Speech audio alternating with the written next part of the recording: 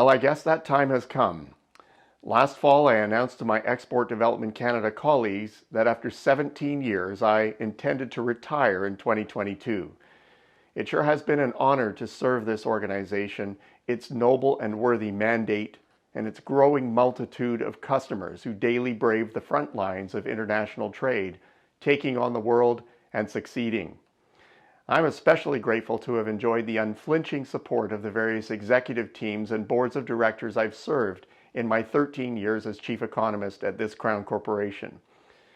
I'm gratified that as a quasi-federal public servant, I was able to tell the unvarnished truth about what has gone on in the global economy, how unfolding events have impacted international trade, and most importantly, what the future holds. So what global issues and events were the big ones during my time in this position?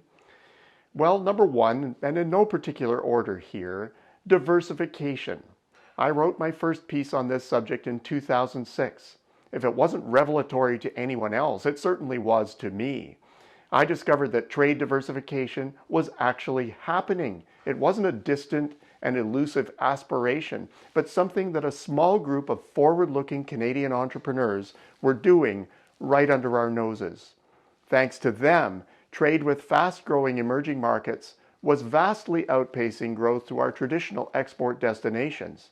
And within just a few decades, some would be vying for the top spots in Canada's export standings. Well, since then, it's been a personal mission of mine to share this news in the hope of adding many more exporters to their ranks. Number two, the global monster bubble. In 2007, it became increasingly obvious to me that the world economy was more than redlining and had been there for years. Even worse than that, globalization had exported this giant bubble of excess activity everywhere. That could only mean one thing, a giant multi-year correction. Although it was considered very unpopular, we rolled out an EDC economic forecast that called for a major global slowdown. As we refined this view, we pegged it to the latter part of 2008, complete with a collapse in oil prices and our dollar, which at the time seemed wacky. Well, the rest, they say, is history. Number three, the near collapse of the financial system. Well, it's terrifying to think how close we came to the brink of financial oblivion. The system was wobbling badly ahead of the Great Recession, but it required a huge dose of collective financial genius to hold things together in late 2008 and through the following few years. It's led to a significant push to reform the financial system, a project that's still far from perfect or far from complete. Number four, policy stimulus. With the economy and its financial system in chaos, big policy stepped in. Regardless of political stripe, big spending was in. Emerging markets ponied up programs too that in relative terms eclipsed the wealthy world. But it wasn't just fiscal stimulus. Monetary policy unleashed a tool that until then was just theory. Today, quantitative easing is almost a household phrase. It's still being used and seems to have done what it should have, but its functioning and impacts are still very poorly understood. Number five, the recovery that never was. Well, what followed the 2009 Great Recession was the Great Stagnation. Against the best policy efforts, the economy plodded along, unable to mount anything that resembled a normal recovery.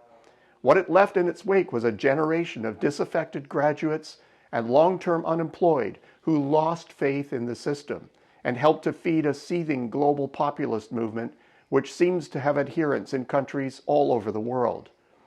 There were signs of a pickup in 2016, but political turmoil at the time nixed it. Number six, COVID-19. If the economy was on its way to a proper recovery, and the unemployment rate certainly seemed to say so, then the pandemic stopped it abruptly. What has followed is a stop-start economy that's really hard to plan for. Businesses don't know where or when to channel their investments.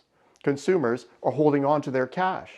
The infection rate has become the leading indicator of all leading indicators, but it will lose that status as soon as herd immunity is achieved. Number seven, the economy is fundamentally strong. Despite the pandemic's best efforts, the economy has remained resilient. This has surprised pundits who boldly proclaimed at the onset of COVID-19 that recovery would be very weak. Not this time. Strong evidence of pre-pandemic pent-up demand suggested that the rebound would be robust, which is precisely why it has caught the economy unawares.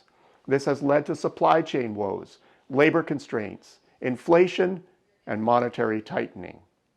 Well, a combination of these and other factors has created nascent cynicism about institutions, systems of government, corporate concentration, uses of technology, and a host of other foundational elements of society.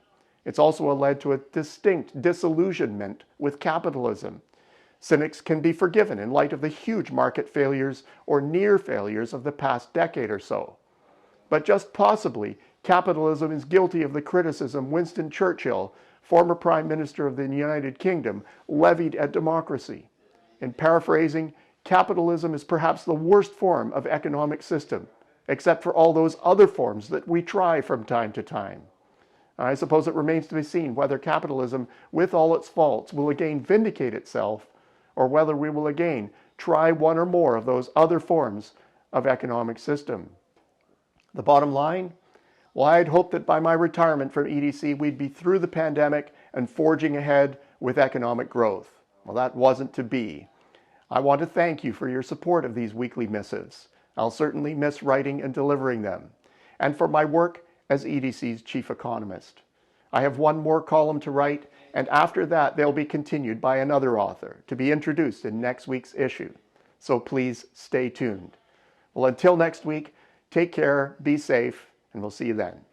I'm Peter Hall.